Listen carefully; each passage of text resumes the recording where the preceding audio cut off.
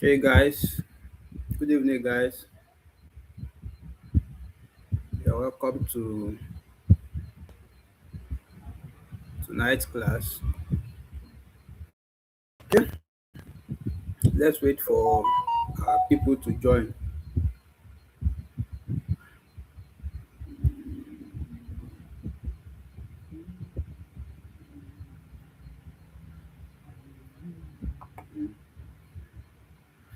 When you are here with me, kindly drop a message in the chat box. So let's see those who are here. For those of you that paid for membership directly to me, kindly try to chat. Let me see if your chats are coming in because the chat is meant for only members. So I want to know if your subscription is successful already. So try to drop any message in the chat box. Let's see if it has worked out well.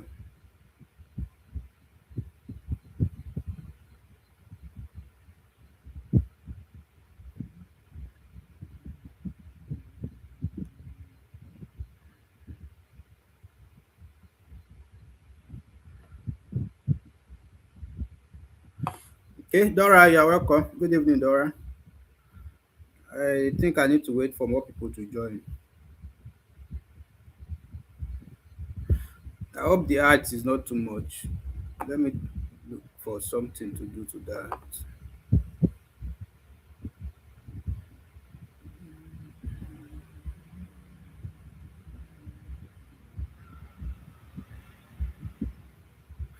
We have MAC116 tonight, African Communication System. It's an interesting one. The continuation of African Communication System 1. This one is the part 2. We have done the part 1 before. This is the part 2. So you are all welcome tonight. Let's keep to the rules of the section. So, welcome to this 2 credit unit course designed to expose undergraduate students mainly to the application of African traditional communication structure, the form and the content. Well, compared to the part 1 of this course, this one it is kind of analytical. If I have to rename this course, I will name it Applied African Communication System. It examined folk media, esoteric, and institutional modes of communication. Students are expected to identify and discuss the application of African structure, form, and content drawing from some contemporary development projects in their milieu.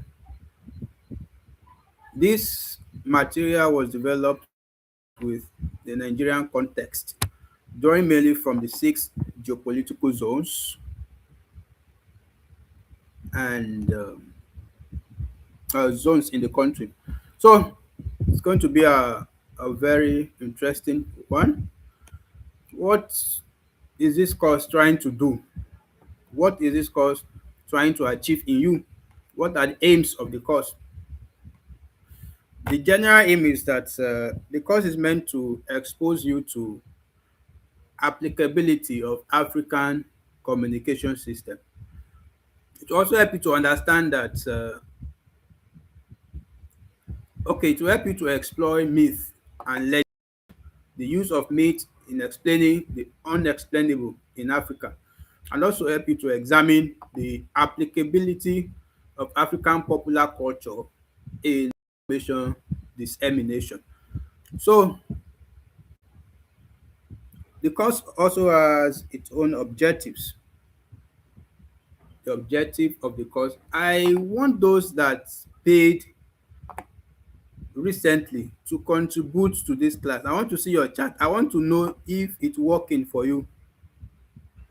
If you have paid to my DM recently for membership, kindly try to message in this chat box now in this current or ongoing class. If your message dropped in, it means we've achieved our aim. So The objective of this part two of African communication system is that you'll be able to explain names as channels of communication in Africa. You know, some of you bear some tribal names and you don't even know why you were named like that. You will know that names have meaning. That is the first thing you'll be exposed to in this course. That part of the course is very interesting. You can ask those that have been through the course before. The part that talked about names, very interesting part. So also, this material is a fun one because it's our culture. It helps us to embrace, to see deeply what our culture is all about. So you will know about the Igbos, you will know about the Yorubas, you will know about the Hausas, and so on. Also, it's going to discuss venue-oriented channels of communication, where you might not know what venue-oriented channels means for now, but when we get there, the picture will become clearer. And then it will help to explain institutional channels of communication in Africa. Then you'll be able to discuss folk media as channels of communication in Africa. By the time you are done with this course, you understand extra mundane or esoteric channels of communication, and then explain the concept of myth and legends as channels of communication. You'll be able to discuss African publics, popular culture, and development. While on the last note, this course will help you to understand the need to use, excuse me, indigenous languages in information dissemination. And that is, I hope this good evening, Mr. Case. I hope this class is not the video itself. I hope it's not on members only. I don't think so. Okay. So course materials that will be needed here, that is not that relevant. Let's go to skimming the book now. What will this book or this course, what will it teach me? What will it teach you? What will I learn? What are the things it contains? Well, the course is containing a lot of units divided into several modules. In module 1, we'll be concerned with names, venue-oriented and institutional channels of communication in Africa. And to achieve that, we will study that under 2 units or 3 units. The first unit will talk about names in Africa, the history and types of names we have. The second one will talk about venue-oriented channels of communication, which is unit 2. And in unit 3 of module 1, we will talk about institutional channels of communication and the communication patterns of traditional authorities and social political organizations. So module 1 is an interesting one. Then we move to module 2, where we talk about folk media, folklore, proverbs, and parables. In unit 1, you understand what folk media and folklore means. What do they mean? You know, it's not just hearing the names. What is folk media? What is folklore? What is their real meaning? Like, what kind of stories will I hear that will say this is folklore or folk media? So in the unit 2, we'll talk about survey. In unit 3, we'll talk about proverbs and parables. This course is very sweet, seriously. Just open your mind. Yes, good evening, Victoria Will. You are welcome. Then in unit 4, we'll talk about a survey again, proverbs, that is survey for proverbs.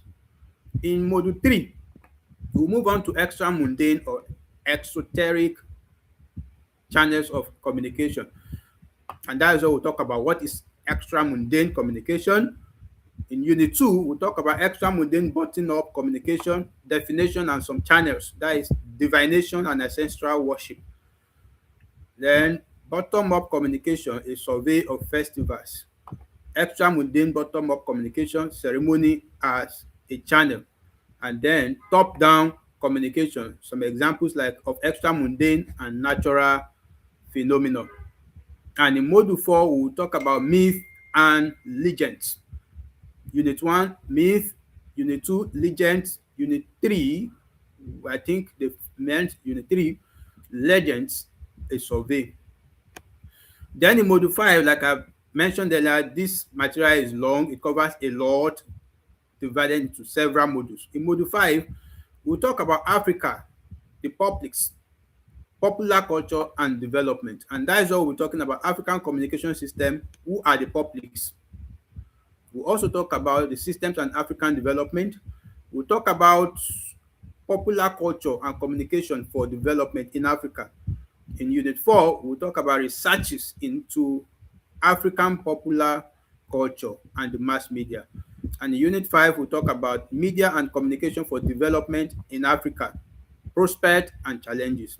And then in Module 6, we have verbal communication, mass media and information dissemination in Africa, where we'll be talking about indigenous language, multilingualism especially in Nigeria and in the mass media, indigenous language, that is mass media and information dissemination, indigenous language, the pidgin English, the mass media and information dissemination, and then the use of radio, indigenous, public enlightenment program to promote development in Nigeria. This is quite bulky. The material is quite bulky. 6 modules, 231 pages, one semester. And the funny part is that the course is just 2 unit course. It's not 3 units. It's just a 2 unit course. So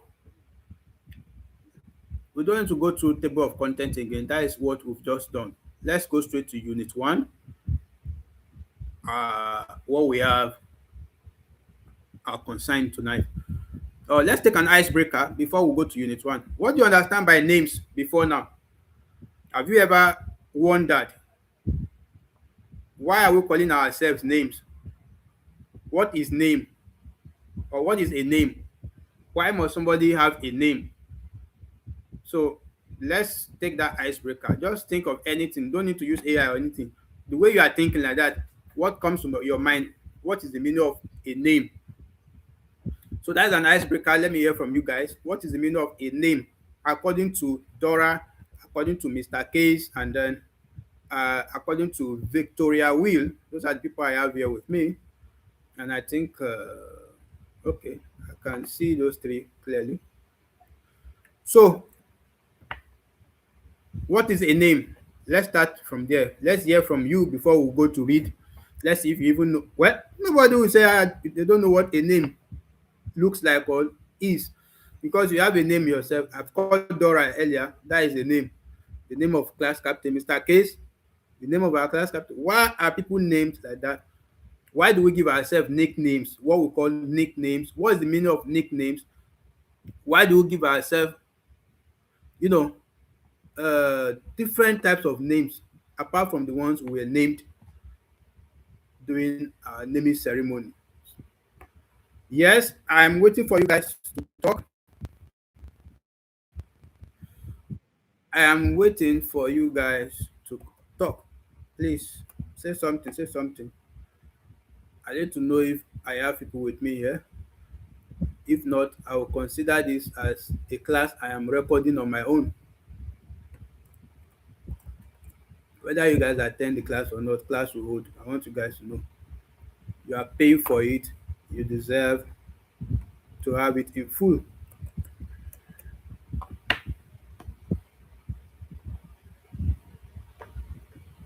Okay, Mr. Case is there on the contribution.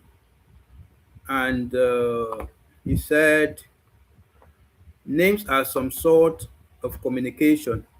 Which ones name our culture or society will become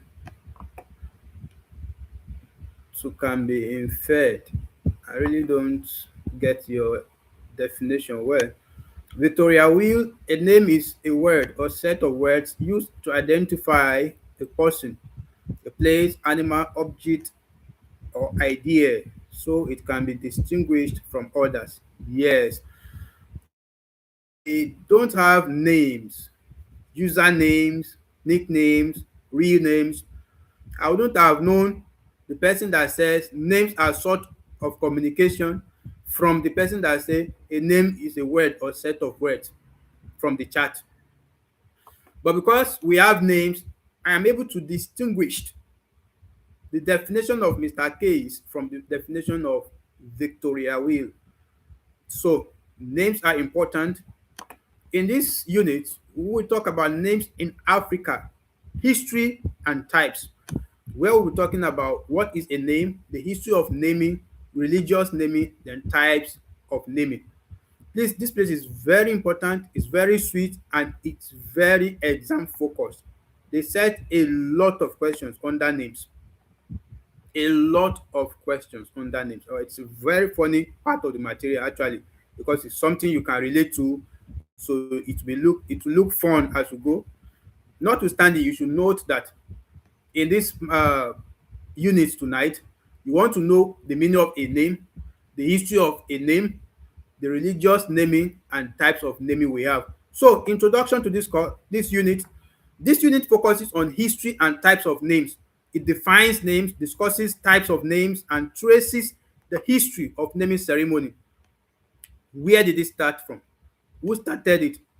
This unit also focuses on names as channels of communication in Africa. Yoruba people have a reason for naming their children the names they name them. Hausa people have a reason for naming their children the way they name them. Igbo people, we have some culture that name children after the name of gods. We have some that name uh, children circumstantially. What I mean is that the thing that happened at the time of birth of the child, that is what they will use to name the child. We have some people that name children based on emotion. The child was feeling, sorry, the mother was feeling so depressed when a child doing childbirth, and then because of that, she named the child a very bitter name, emotional. So there's so many reasons why we name people names. So let's see this. It presents uses and communication functions of names, and it also highlights spiritual implications of names. Well, you might not know that there are spiritual implications to names, but I believe as Africans, especially Nigerians, there is this general mentality that we all believe that our names have some spiritual impact on us. So when you see somebody bearing a bad name, you naturally feel like, this person will be experiencing bad thing, because we believe there are spiritual attachment to names. It's a very funny topic, and I believe you guys will enjoy it. So let's get something clear. Why am I studying this unit? When I'm done studying this unit, what is the school expecting me to know? What will they test me on?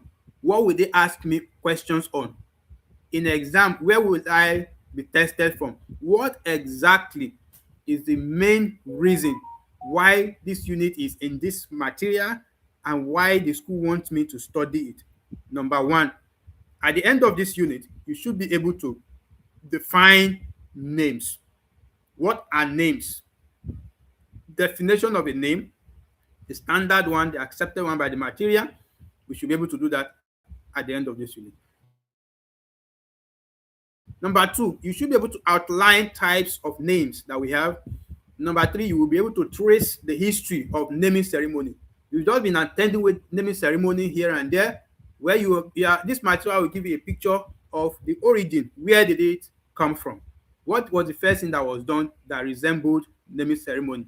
How come they adopted the one they are doing today? Why do we have different types today? Why do the Christians do their own the way they do it? Why do the Muslims do their own the way they do it? Why do the tribal traditionalists do their own the way they do it? History. You learn a bit of history of naming ceremony. And you'll be able to discuss the communication functions of names. You know that names communicate.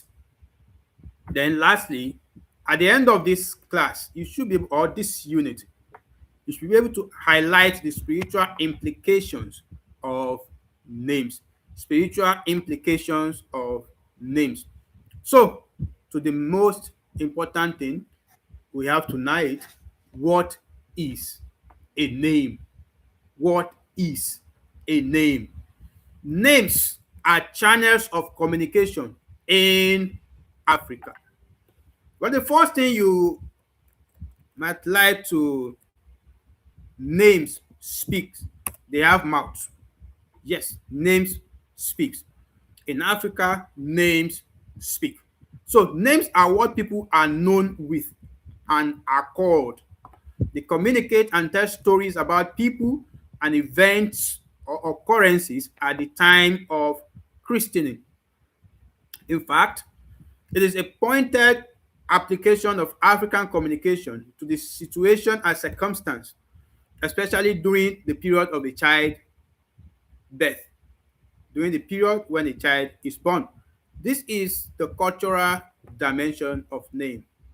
So, Africans believe in naming a child circumstantially, especially during the events that unfold when the child was given birth to. So they name the child based on that. And that kind of thing is what we call cultural dimension of naming. The cultural dimension of naming is you naming a child circumstantially using events that happen at the time of birth of that child. Well, names are channels of communication in Africa. They are what people are known with and are called by. It's as simple as that. Once you know that, you know the meaning of a name already. Names are channels of communication in Africa. They are what people are known with and are called. So, another thing to see about names, it is a common knowledge that in human history, human beings start using a name after christening. We have seen this word christening twice now.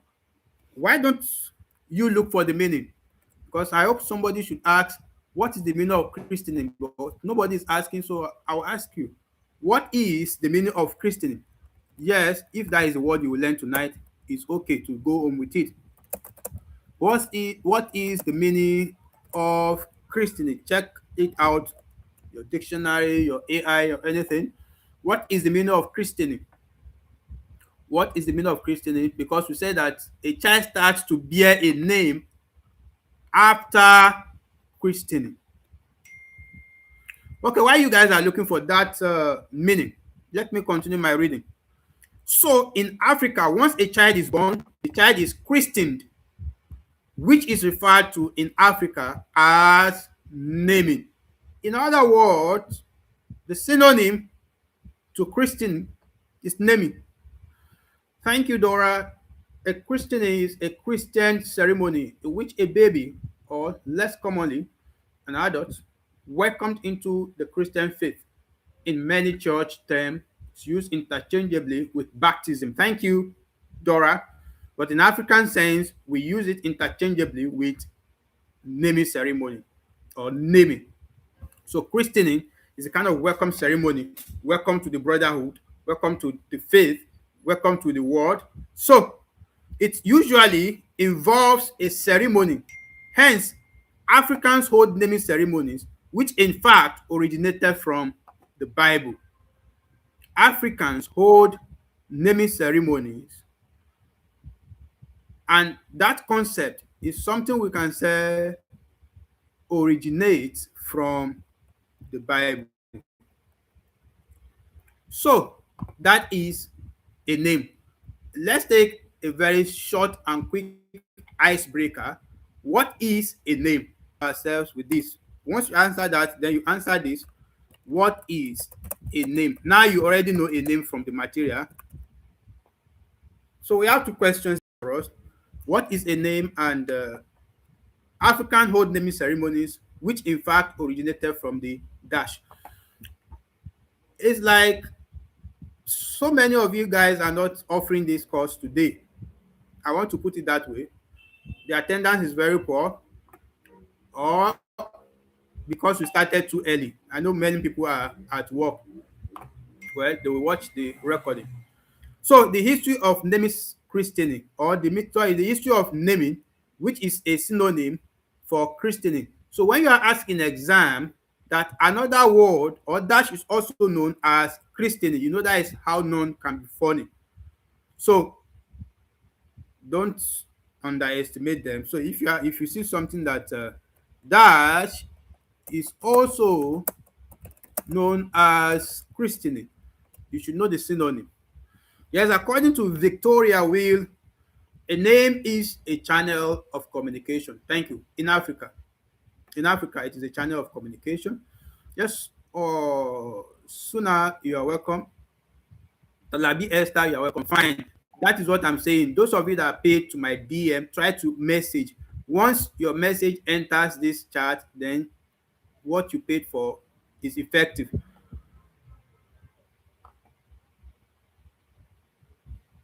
Yes, the class. Oh my goodness. Sorry, guys. Sorry, guys. That means I made a mistake. I actually thought I put it for 8 and I started by 8 p.m. You are right, that our class captain. It was originally scheduled for 8:30. I think it's because I'm jobless. I got carried away. I had to start at 8 p.m. I was thinking it's 8 p.m. Well, it's all good. We will learn a lot because it's an interesting topic. According to Dora, our class captain, she said names are channels of communication in Africa. Thank you. That's correct. So we have a question there unanswered. Dash is also known as christening. Then, okay, so many answers to that. The Bible, that's correct. So let's move on, guys. Sorry for that mix up. I'm so sorry. For those of you joining now because you actually expected the class to start by 8:30, so sorry for that. You guys should always turn on your notification bell on this channel so that sometimes when things are ongoing, you can chip in. It's going to alert you this channel is doing something currently, and if you check it, if it's something that concerns you, you stay. If it doesn't concern you, you move on. Now we'll talk about the meaning of a name, and just to help you guys that just join us to get a glimpse of what we've done. Names are channels of communication in Africa. They are what people are known by, or sorry, known with, and also called by. And they tell stories about people and events or occurrences that happened during the time of their birth. And we say in Africa especially, they like naming children or giving names to children circumstantially. That means based on the things that happened around the time of birth of that child. So Africans are known for that. And then we said we learned the word christening tonight, which is another word for in Africa. Christening means naming. And when Dora helped us to look for the meaning of christening, she said that christening means like a Christian word that is used to welcome newbies into Christendom or into faith, a form of baptism also. Welcome to the brotherhood kind of ceremony. That is christening. So let's see this next, the next version or the next thing we are going into. We are done with what are names. We know what names are now. Now, the history of naming, which we can also refer to as christening. Like I've asked you earlier, that is also known as christening, naming.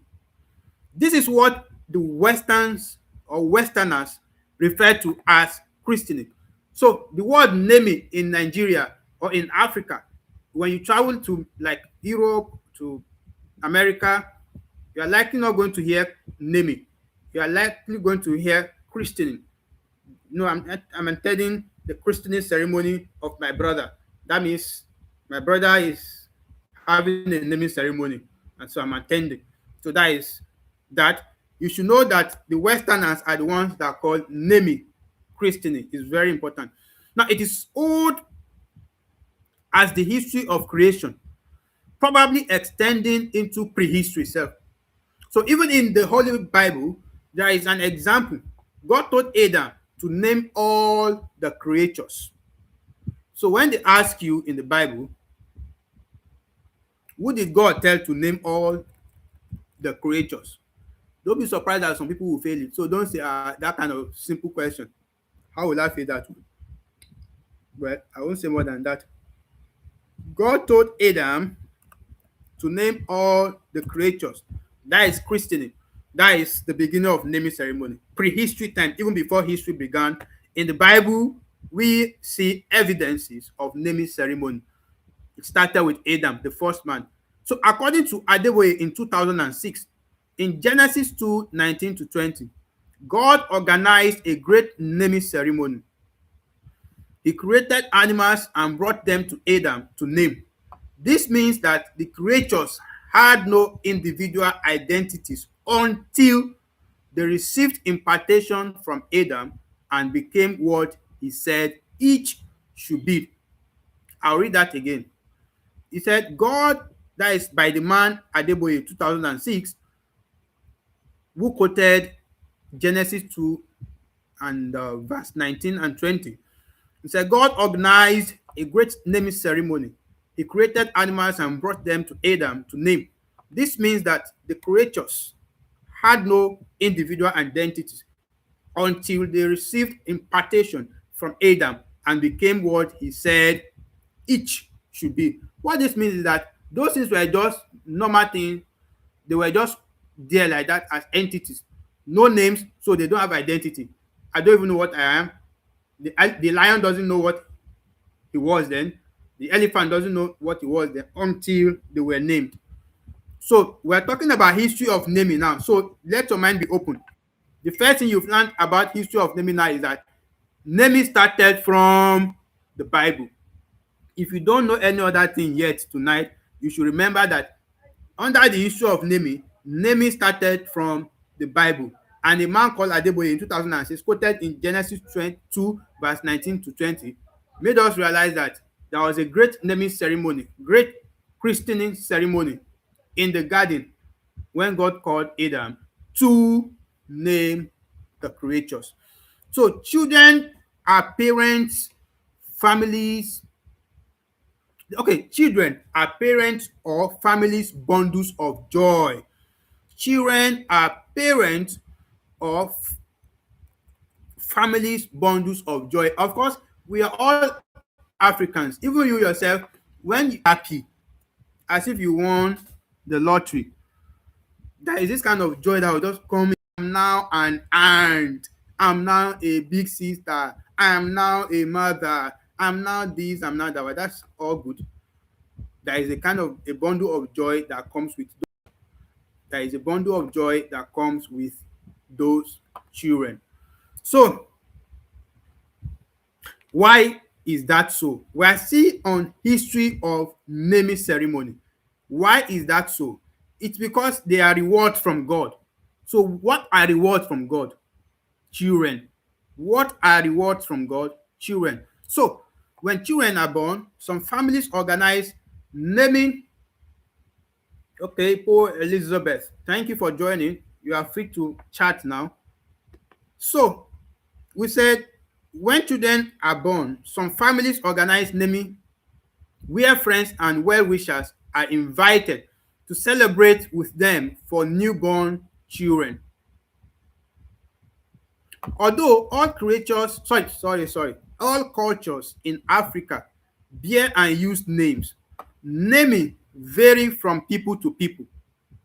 It is a common thing, it is a general thing, it is a rampant one, and it's a kind of a linear thing that wherever you go, whether you're in Nigeria, in Africa, in any what am I saying? In Nigeria, in Togo, in Ghana, you hear names, names, names, names, names.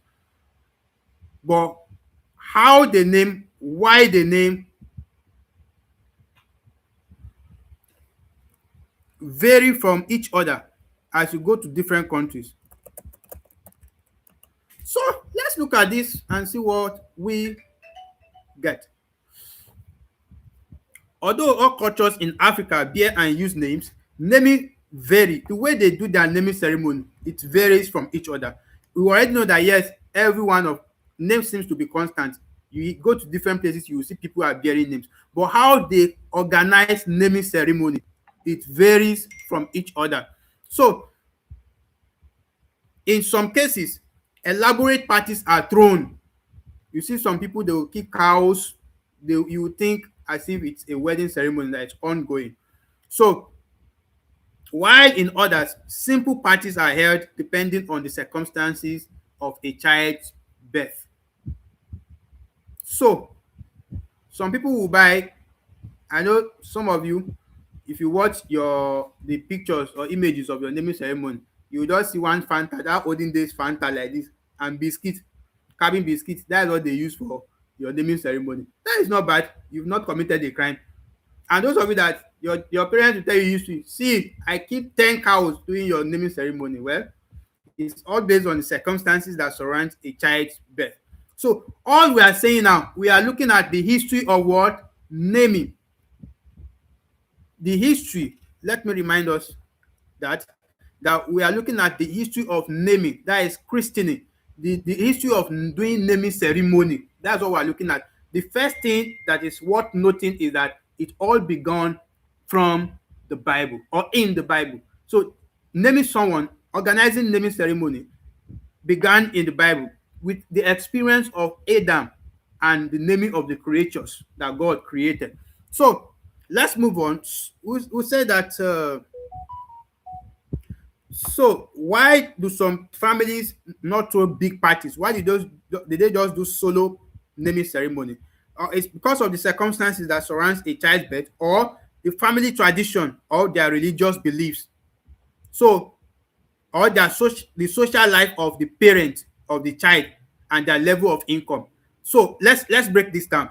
Why do some people not throw big parties during christening or during naming ceremony? Number one, the circumstances that surrounds a child birth. Number two, the tradition, the family tradition that is being observed in that part of the world, or their religious beliefs. Number three, the social life of the parents. The parents might not be social, so they don't have friends, they don't have anybody, they don't like partying, they hate partying, so it looks so. And then the last one is the level of income. So if I am earning 20,000 in a month now, you don't expect me to you don't expect me to born a child and I want to throw a party, and I say I want to kill a cow. Something is wrong with my head. So the level of income is going to determine whether you have an elaborate naming or a solo one. So the level of income is a debatable variable, as some people who can barely feed even to elaborate naming. Some even borrow money to organize naming. Okay, thank God for that line. They are trying to make a kind of uh what do I say now? They are trying to draw a line that even though level of income will naturally affect the level or the size of naming ceremony that a family will throw, some people, that level of income is something that is possible to it is debatable, in the sense that while somebody will say that naturally if you don't have money, don't throw big parties, but some people, they feel like, I give birth to a child, if I will not do anything again in this world, this naming, I will borrow money. So they will go to lapo or anywhere, they borrow money for it and enjoy themselves. After that, they start suffering and start looking for how to pay back. So why the source of income, the level of the income the person is earning will affect the child naming ceremony, that is not a constant. That's what they're trying to say. It varies. Some people, regardless, they will still throw a big party. So just know that the things that affect the size of naming ceremony in our modern world: one, the circumstances around the child's birth; two, the tradition of the family or their religious belief; their social life, that is the parents' social life; and the level of income. So we are done with the history of naming ceremony. In essence, naming ceremony, which is also known as christening in the Western world, the Westerners call it christening, started from the Bible, in the event of Adam naming the animals, the creatures, and everything. Now let's go to religious naming. So we have done two things so far. We have done the meaning of names. What are names? And then we have done the history of naming. We have done the history of what? Naming, which is also known as Christianity in the Western world. So, religious naming. What happened in religious naming? But before that, let's take an icebreaker. Let us take an icebreaker.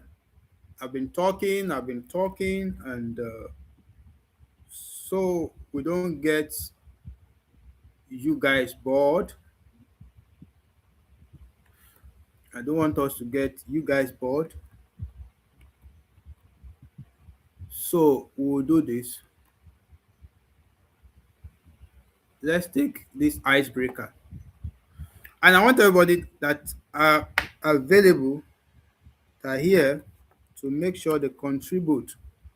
Make sure you answer this icebreaker. It's very important. Oh, goodness.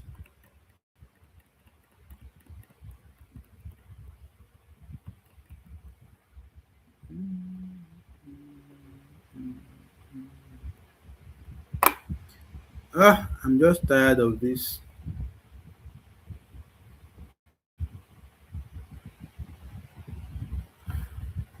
Okay, you guys should hold on for me, please, while I battle with this.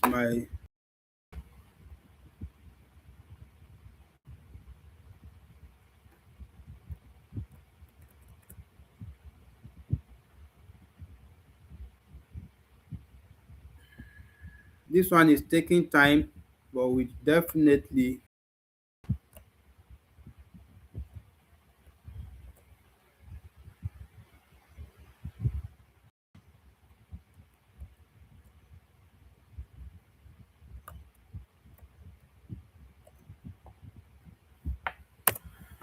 Okay, you have it there. Let's see your answers before we move on to the next thing. We have done what are names. We have done the history of naming. And we will know tonight that Christianity also means naming. So let's see what you guys will say about that. So religious naming, religious naming. In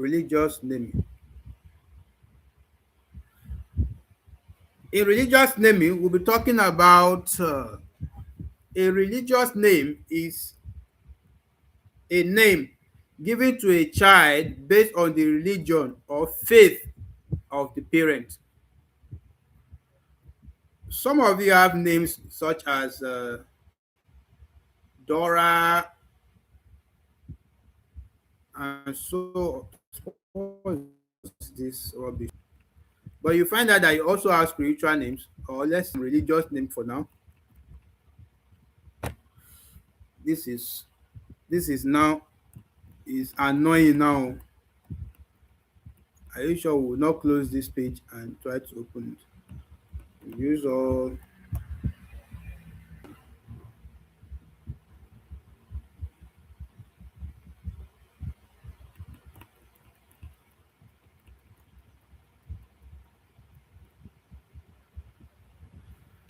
We have few people here tonight.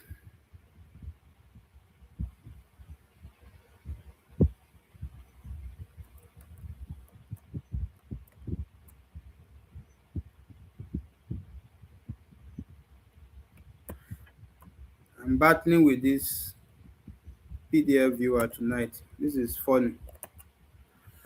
Okay, so I don't know who sent them work. Did I tell them I want to type in this thing? Okay, let's see how it goes.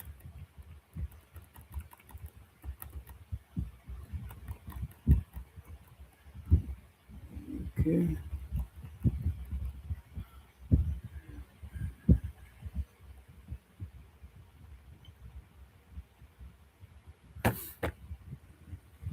Just hold on for me to load it. So I'll reload it rather. Okay, so those are religious names. Like we know what they mean actually.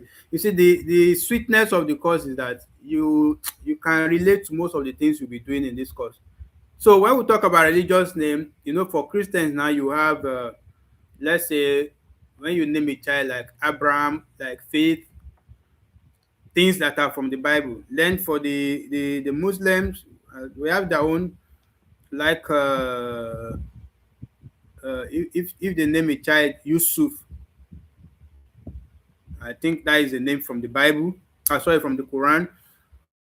So essentially, it signifies that is we're talking about religions. Religious name or names. They signifies they signify identity with a religion to show that this person is, generally if you hear some name now, you don't need anybody to tell you that this person is a Muslim. You won't even ask the person what is your religion, because when you hear that name, this one is a Muslim. If you hear some names now, when we come to the tribal part of it, you will know that this one is Yoruba name now. This person must be a Yoruba person, or this person must be an Hausa person. So, for instance, a child born into a Christian or Muslim family is expected to be given a Christian or Muslim name based on religion or faith of the parents. This also applies to those who practice African traditional religion, ATR. Guys, what is the full meaning of ATR? Let's start the funny things now. The ATR means what? So, again, if people convert to any religion, they normally adopt a name to reflect their new religion or faith. Of course, you know that that is possible for somebody to change from Muslim to Christian, from Christian to Muslim, from traditionalist to Christian, and so on, and vice versa. So, when that happens, you see that people want to change their name. You say, no, I'm no longer bearing my old name. I want to bear my new name that shows that I'm now practicing this religion. That is a common phenomenon. Islam is a religion that is based on the teachings of Prophet Muhammad. Now, in Islam, the first stage in the naming of a child is called to prayer. In Islam, the first stage or in naming of a child is called to prayer into the ears of the baby, and that is called adhan. I don't know if I called it well. So you help us pronounce it in the group so that we'll hear what it sounds like. Okay. So in Islam, the first stage in the naming of a child is called prayer into the baby's ears, which is adhan. I don't know if that is the right way to call it. So during this stage, the child is exposed to Islamic call to prayer in the first moment of his or her life, and a declaration of faith that no one is to be worshipped except Allah. No one is to be worshipped except Allah. That is a declaration that must be made into the ears of a newborn baby into the Muslim family. Normally, this should be immediately after birth, before the ears of the child hears anything. So the normal practice is that this adhan prayer is basically supposed to be done as soon as the child is born, before the child hears any other thing, like, oh, beautiful, alhamdulillah, all those stuff. Before people start saying that, the child is supposed to have heard a call to prayer, and then that the child should have heard that no one is to be worshipped except Allah. Maybe the mother will be the one to say that in the moment the child is born, or the people there at the place of birth. Normally, okay, so after which the news of the birth of the baby is disseminated to everyone. So that is all the prayers into the ears of the child, calling the child to prayer, a call to prayer into the ears of the child, the adhan, and the one of no one is worship except Allah. All that is done before they even said, we're giving birth to, before it becomes popular, or sorry, a news, before it becomes a news to everyone. That would have been done. That is if the parents are not Gen Z, if they are the people that follow the Islamic rule. So after that, this is followed by supplication for the newborn child, normally saying the following. This is what they say. This is what the Muslims say in praying for the newborn. May Allah make him or her a blessing to you and the people. May Allah make him or her a blessing to you and the people. So when they ask you in the exam that which religion in Africa prays this prayer for a child or for the child or the baby, may Allah make him or her a blessing to you and the people. Those are the Muslims. Now, the next stage is shaving the baby's hair on the seventh day after birth. You are learning now. Those of you that are not married yet, you better start learning how to take care of baby. Dora, before you, where is Big Eva? You did not answer me last night. I need the answer tonight. What happened between you guys? I've not been seeing him. Is he still in Nigeria? Has he traveled out? I hope he's still a student of none. So, those of you that are here to give birth, start learning now. This material is already teaching you the things you are expecting. I know some of you, there is this challenge that you normally have. Like when you get to the stage of pregnancy and you get pregnant, you start looking for every way. How did they used to do it? What is to happen to how that? You have a lot of questions to ask. And then when you also give birth, you start asking, what is the first thing to do? How? So you start learning now. This material is already giving you what you will do. So you don't get confused that the moment you give birth to your child, what will you start? What will now happen? Is it my mommy that will now come and carry it? Is it, will I call the nurse? Don't worry over here. So the next thing, so those of you that are Muslims here, or I think Dora don't want to be a lesbian. So that will not go. If Big Eva is a girl, why is Big Eva not talking all this while?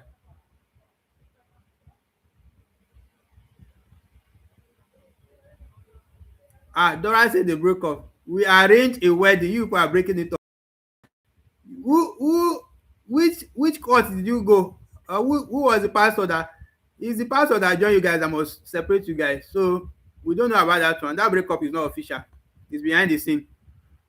So the next stage is shaving the baby's hair on the seventh day after birth as prescribed for welcoming new babies by Prophet Muhammad, saying Salalahu.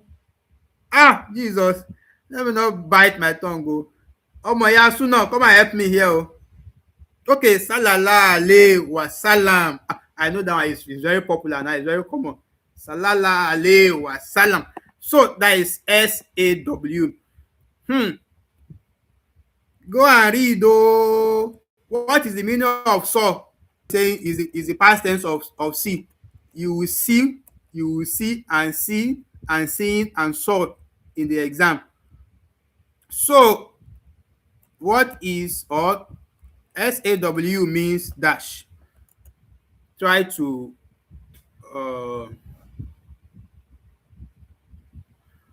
try to do that. Let's see those of you that know how to spell Muslim words and those of you that will write jargon. So it means may the peace and blessing of Allah be upon you. May the peace and blessing of Allah be upon you. So so the reason why they are shaving the baby's hair on the seventh day is because that was a kind of standard set by the prophet, the owner or the originator or antagonist of the religion. So he has set that standard for them that this is what you will do when the child is 7th day old. Shave the child's hair. Then shaving the hair is far from cleansing to remove the dirt the baby brought from the mother's womb. So doing the naming right, the sacrifice is it quicker? Hey, that is the funny thing about this course. You bite your tongue several times. But those of you that are Muslim brothers, you know what this means, or Muslim sisters. I don't know if it's Aquina or Aquika or Aquiga or Ka, anyhow I will call it. Sorry. So that person that is writing Wasalam in small letter. Watch yourself. Oh. So there is this important part written in red. Let's see what is there.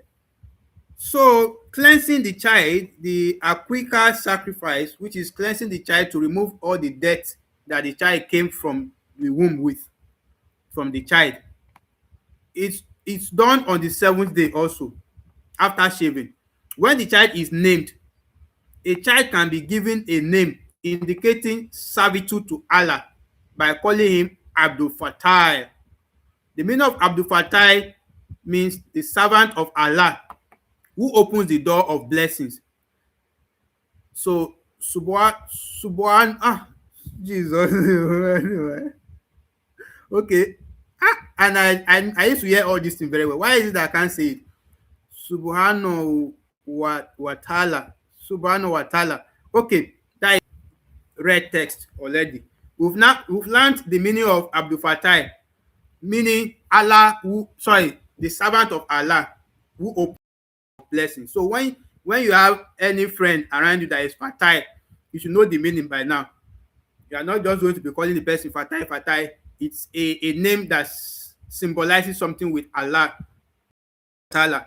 So it says the meaning of Abdul Fattah. I think the Abdul should be the one that represents the God there, that represent Allah. So it means a servant of Allah who opens the door of blessings.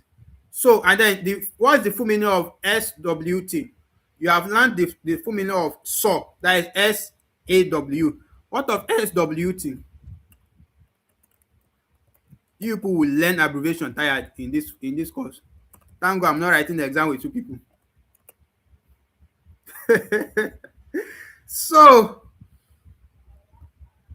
praise be to Almighty Allah, the highest. Abdullah. That is another name. Okay, so sorry. Okay. I think that is the meaning of Subhanahu wa ta'ala. So Subha Jesus. And I said it correctly just now. What is wrong now? Oh my Yasuna, go and help me say it in the WhatsApp group. I want to say it so that I'll play it to us here. Help me call that Subhanahu wa ta'ala. Is it Subhanahu wa ta'ala? Okay. Tahala. Subhanahu Jesus. This is very funny. Oh. I told the guy. Oh, I'm waiting for you on WhatsApp. Oh my Yasuna, help me pronounce the two. Thank you. I think you pronounced it. So I'll play it to everybody to listen to it. And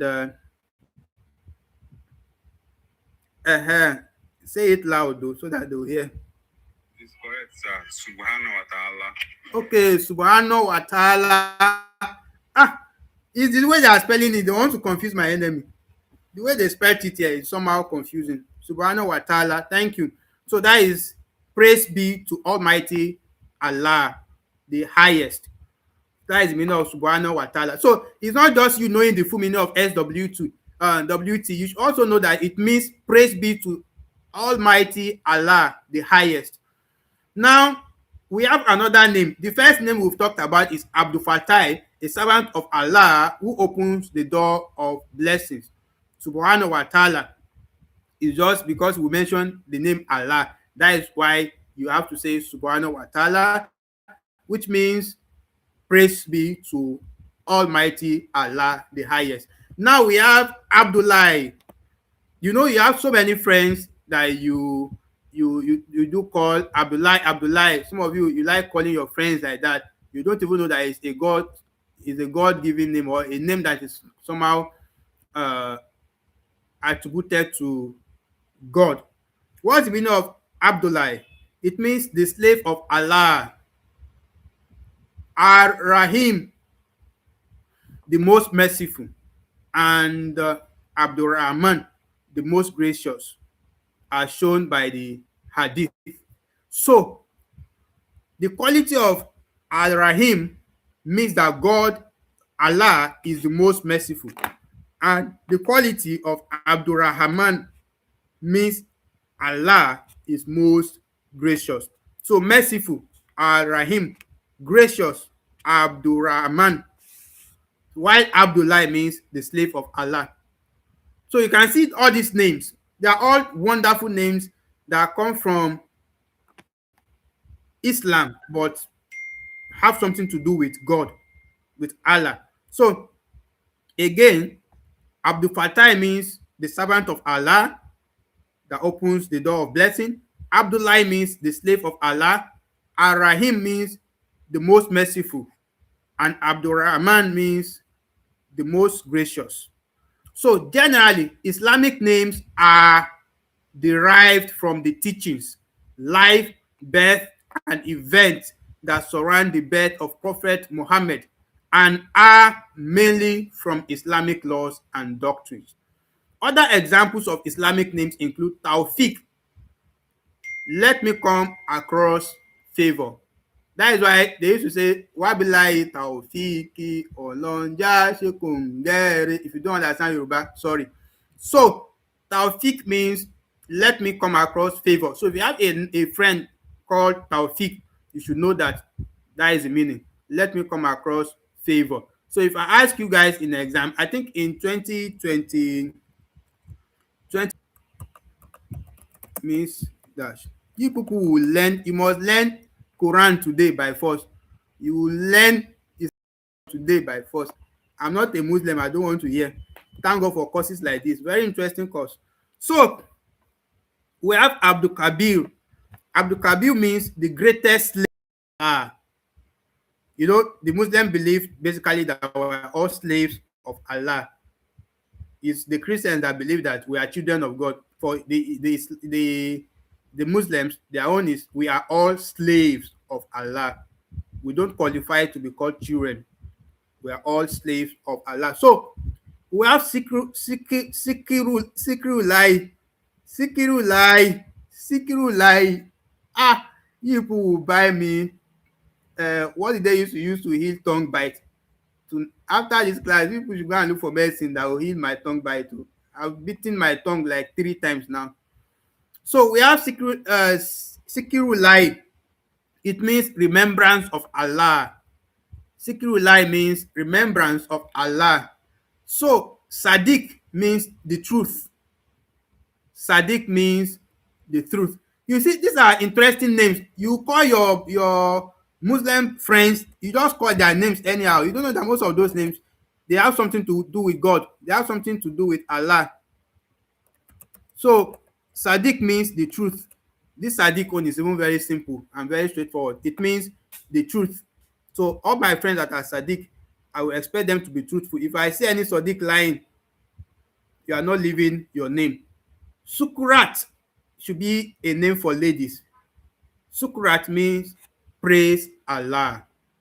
Praise Allah. That is the meaning of Sukurat. Then Aziz. Abdul Aziz means the famous Allah. No wonder Abdul Aziz used to be people that are very famous. So we have Abdullah, the slave of Allah. We've done that before. Then Abdul Razak, which means the blessing of Allah. You know, this part in the exam will be sweet for those Christians. Sorry for you. Well, your own to soon enter your own now. It's just that your own is straightforward. Christians names are all English names. So Abdul Shahid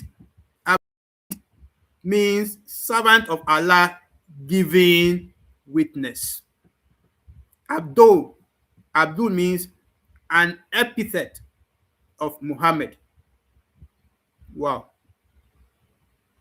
Nasiru means be patient with Almighty Allah. Ah, this is a powerful name.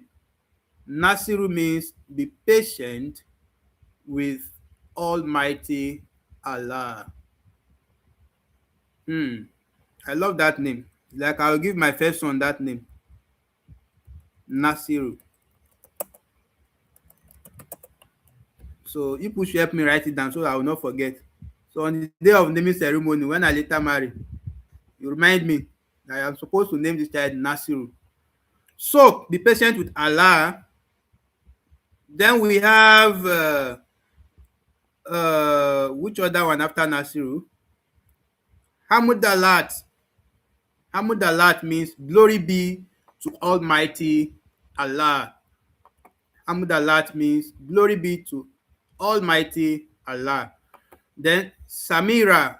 Samira means jovial companion. Wow. Samira means jovial companion. Jubril means archangel. I know that one. They asked this question in 2024 or so. Jubril means they used to ask question on names. So I mentioned that before we start this class, that this module 1, unit 1, don't joke with it. Oh. They ask questions on names, the meaning of names a lot. That is why the exam used to be very funny. They ask questions on names a lot. So Jubril means uh the jovial, sorry, no, what am I saying? An archangel, just like Michael. Michael archangel. In Islam, it is Jubril, which means another name for Michael is Jubril. So each of you must have a friend named Farouk. This one is very common. So what is the meaning of this Farouk? Farouk? Distinguisher of truth from falsehood. Hey, Farouk is a truth detection machine. Don't forget, this one is very simple. Just remember truth detection machine. If I see any Farouk lying, hi, I don't know today wetin I go do am. If I catch any Farouk lying, Sadiq, they should be far from lying. So anybody named Farouk or Sadiq, we should not even hear lies in their mouth at all, because one is the truth, Sadiq is the truth, why Farouk is someone that distinguishes between truth and lie, truth and falsehood. So Umar, we have Umar, it means lifetime. Hassan is also a popular one. It means first of a set of twins, while Hussein is the second of a set of twins. Okay, so when we hear Hassan, they're actually Hassan and Hussein, they are twins. Wow, this is amazing. I'm learning. So Hassan and Hussein, they are both twins. But the first one is one they call Hassan in Islam, while Hussein is the second one. I hope this is not Cain and Abel, sha. Well, when we get to the Christian one, we'll talk about that. Why we have Hafsat? Well, some of you have friends that are called Hafsat. The meaning of Hafsat is wife of the prophet. It's not a typo error there. Wife of the prophet. Hafsat means wife of the prophet. We are talking of, I think that should be the Prophet Muhammad sallallahu alaihi wasallam. You guys will, so no, do I like that Taufik? The one I like most is Farouk, the distinguisher of truth from falsehood. Farouk is a machine that will detect when you are lying. So basically, everybody named Farouk should know. They should be able to, like, when somebody is lying to them, naturally they should be able to. You are a liar, or you are lying. Wow. This name is powerful. It's very powerful. So Halima means gentle. No wonder their names that is working on them. Oh, I see. It's making sense. Hafsat, sorry, Halima, gentle. Meaning is very simple. It means gentle. It means gentle. So, Halima is gentle. Amen or Aman. Okay, Amen or Aman depends on the tongue you use to call it. Means peace or security. Wow.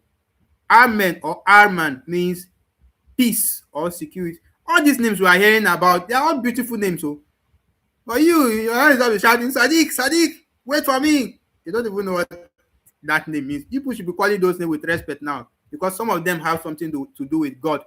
They are not just names you will call anyhow. Especially all those ones that are Abdul something. They're all related to the Almighty Allah. So, Arif means saint. Arif means saint. And then we have Ayan, which means gift of Allah. Then Latifa. Latifa means kind, delicate, gentle, and sensitive. Only Latifa. Why Latifa alone carry all this meaning? The same person is kind, delicate, also gentle and sensitive. In fact, Latifa carries the meaning of uh, Farouk, the meaning of Halima, and the meaning of what again? Who again? Well, only in that her name alone, she carried two meanings from different other people. And then one very popular and very commonly known one, Miriam. In fact, most of you have friends that are called Miriam. Miriam, Miriam. What is the meaning of Miriam? Prophet Isa's mother. Prophet Isa's mother. In fact, I wish like we should read this Muslim part again. It's very interesting. I don't know if the Christian side will be as interesting as I just learned a lot of things today from this naming ceremony in the Muslim side. So apart from the names, don't forget how namings are being conducted in Islam. That is also they will ask you in exam. Note that on the seventh day, that is when they will shave the baby's hair, and after that, they will remove all the dirt that the baby came with from the mother's womb. And then there are some slang or some religious words they will say. And then the first thing is that once as soon as the child is born, they speak some words, some prayers into the ears of the child, and also make the child to realize that no one is to be worshipped except the Almighty Allah. Don't forget all those things. If you have truly grabbed all those, then you have known how naming ceremonies are conducted in Islam, and then the different names that we have in Islam and their meanings. I will not forget Sadiq tonight. It means the truth. I will not forget Farouk, distinguisher of truth from falsehood. And I will not forget which one do I? Jubril, Archangel. Me, I'm talking of the ones I remember that I've stick in my brain already because of maybe I'm used to some of them actually. And then I also will not forget the twins, Hassan and Hussein. I will not forget them. So, guys, let's go to Christianity.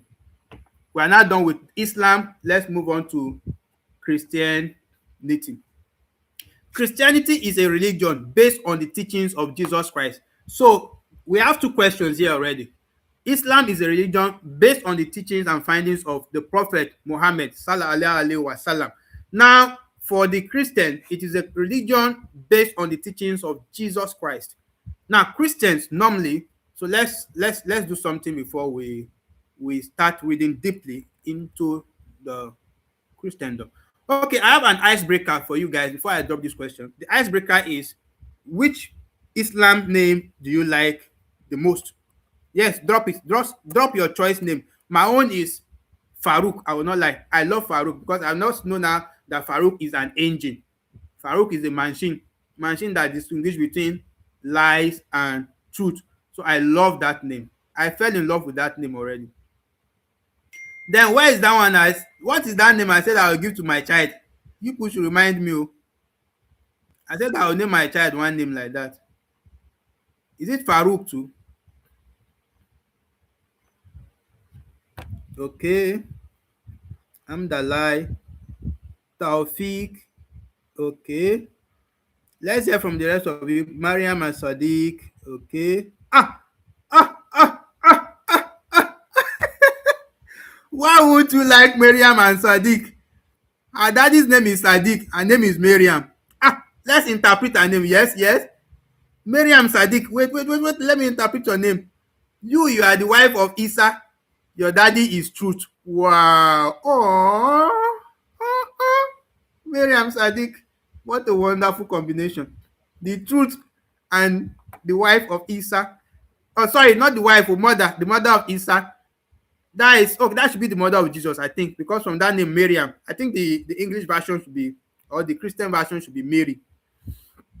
Wow. So the truth, and in fact in Christian we would have said that you yourself, your daddy is Jesus, then you are the mother of Jesus, because Jesus is the truth in our own religion. So Wow, this name is powerful. I've never thought of it. It's just sinking in my head now. When we asked her a question, she said she loved Miriam and Sadiq. Okay, sorry, she's married. Her husband. Okay, your husband is truth.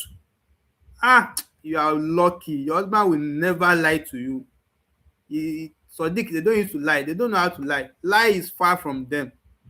They are totally anti-lie. Okay, so in Christian, the Christians normally choose a day to name their children. In Nigeria, some are done after the seventh, eighth, or ninth day, depending on the culture of the ethnic group of the parent. Once a date has been fixed or chosen and agreed upon by the parent or the parent of the newborn, the priest, which is normally the pastor of the parent, is communicated and invited. So on the day, songs of worship will be done. So those of you that are Christians now, learn how to do it now, so that when you give it to your children now, you not be confused. You now say, what are we now going to do? What is this? Are we going to call pastor first, or are we going to? Don't get confused. Learn here. So on that day, the first item is songs of worship and praise. So the choir or the choristers will handle that. They help you with praise and worship. They are so to celebrate. Then the pastor prays for the child and pronounces the names of the child. Normally, the ceremony is characterized by eating, drinking, and dancing. How elaborate the ceremony is determined by how worthy the parents of the newborn are, and or their decision to make it conservative or elaborate.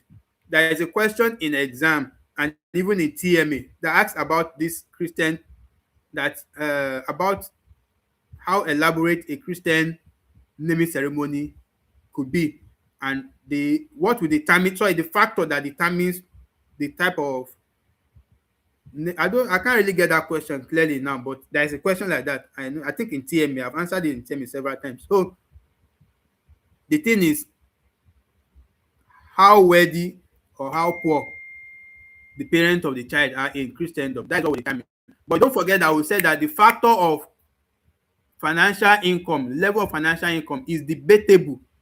It's debatable in the sense that some people don't have money, but they will still go and do over sabi, collect loan from Lapo or anyone that is collecting loan to do the naming. Then after the naming, they will start running around to look for money to pay back the loan. They shall know that they've enjoyed themselves, they've been happy, they've shown their level of happiness by celebrating the child. And the reason why some of them used to do it is that so that when the child starts misbehaving, they will say, I know what I did when I was doing your naming. You know how Nigerian people do now, Nigerian parents. Because of your naming now, 3 years I was working to pay back the money. Look at you. You now grow up now. You're not you open your mouth to talk to me anyhow. That is how Nigerian parents behave. Seth, so let's move on, guys.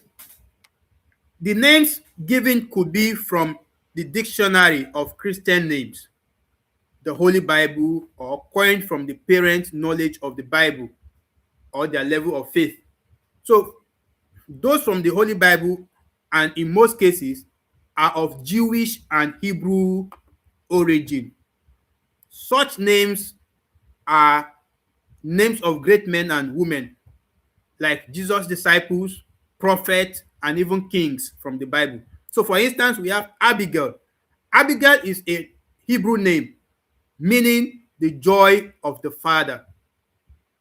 We have one Abigail here. I don't know if the person is online tonight, but there's one of our members here that is Abigail. So, Abigail, the meaning of your name is the joy of the Father. So let's start. And you should learn the spelling of Abigail, because some of you spell it wrongly. So let's take that short icebreaker as we start talking about the names of Christians. So Abigail is the first one we look at. Then we have other examples like Amos. Amos is a burden bearer. You know the prophet Amos in the Bible is a burden bearer. We have Barnabas, son of consolation. So Barnabas means son of consolation is in the book of Matthew. I think that was mentioned that, and Barnabas, which is the son of consolation. So Barnabas, son of consolation. Christiana, Christ bearer. And it's Christiana that are full Olosho now. All these Olosho that we have in Abuja, is most of them, their names are Christiana. So Christ bearer is now doing Olosho around. Hey, God help us. So Christiana means Christ bearer. We have Clement. Clement means merciful or gentle. So here you have your friend that is Clement. You are probably wondering, is this one a Bible name or what? Clement usually means, or actually means, merciful or gentle. Daniel. Daniel means God is my judge. We have Daniel, God is my judge. Elijah means Jehovah is God. Jehovah is God. Jehovah is God. You people are laughing. Is it not true?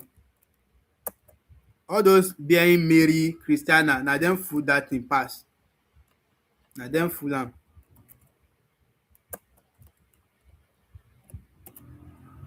So uh, let's move on. We have Elijah, which is Jehovah is God. That is the meaning of Elijah. Elisha means God is my salvation. And you know the story of Elijah and Elisha in the Bible actually. So while Elijah is the Jah, Elijah, Jehovah is God. Elisha, God is my salvation.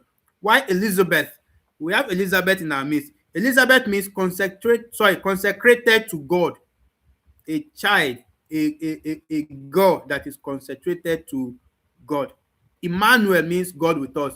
In fact, if you don't know any other one, Emmanuel, you even use it to sing songs. Those of you that are Christians, that one is very common and popular. Emmanuel means God with us.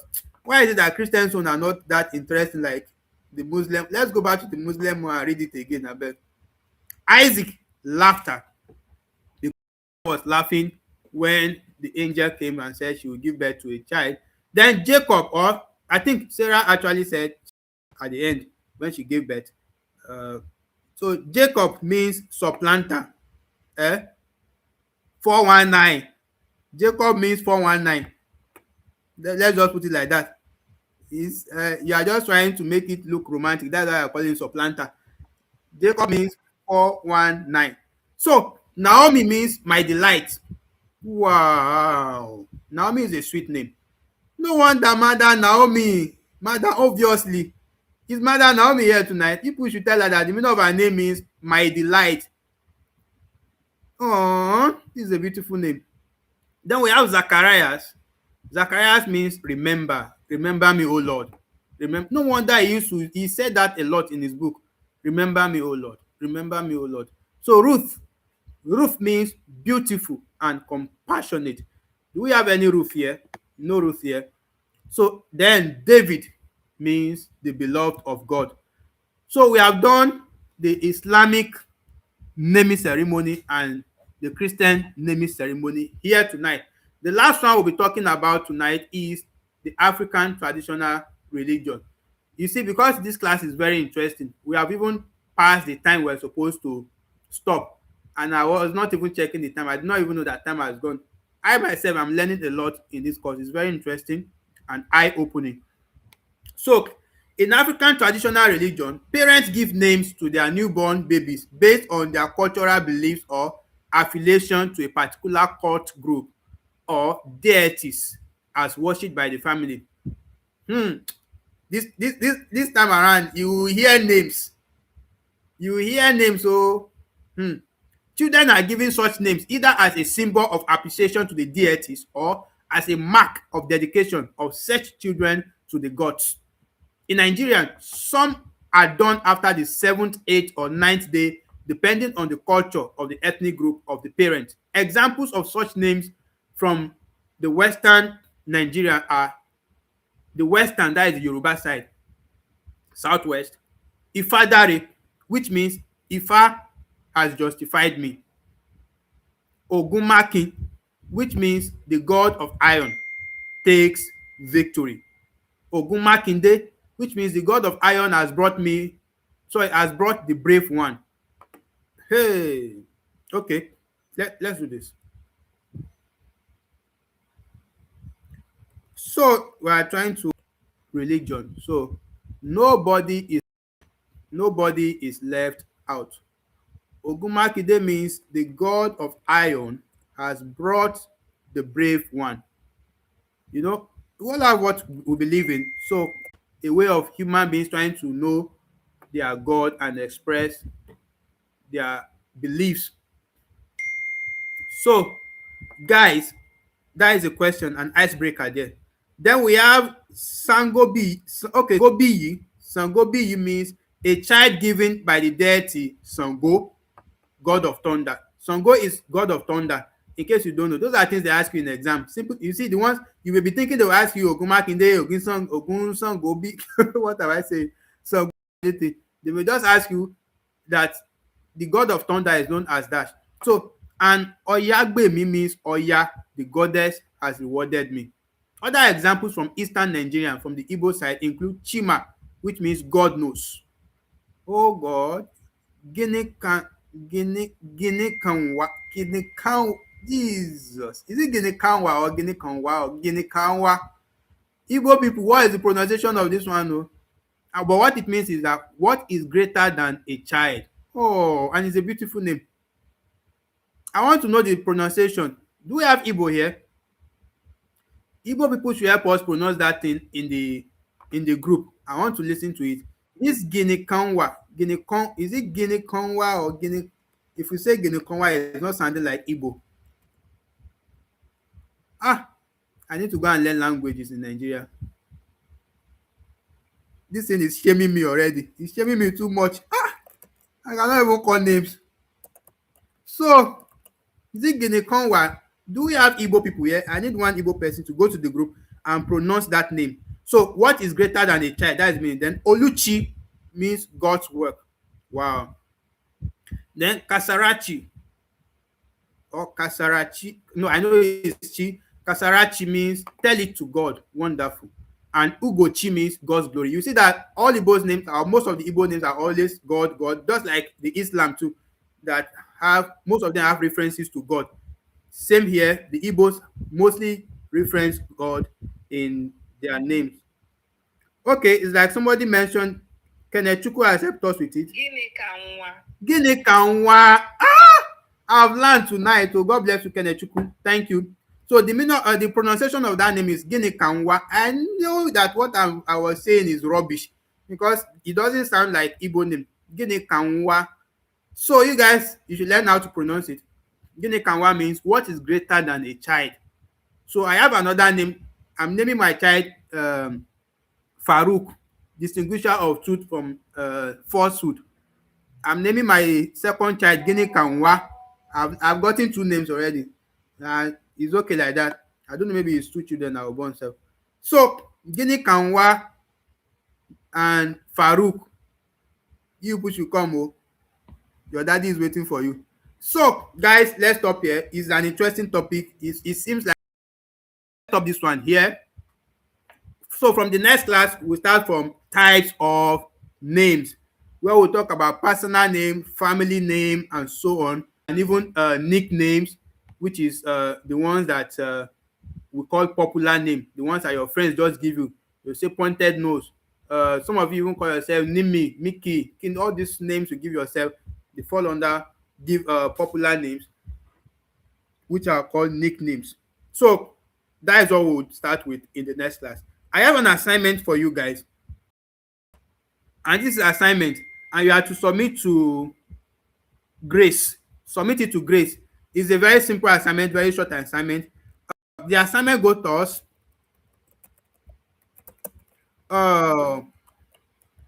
List 10 Islamic name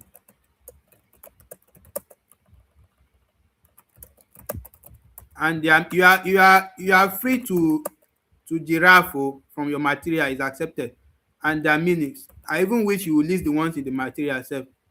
It's okay like that. So 10 Islamic Christian and traditional names.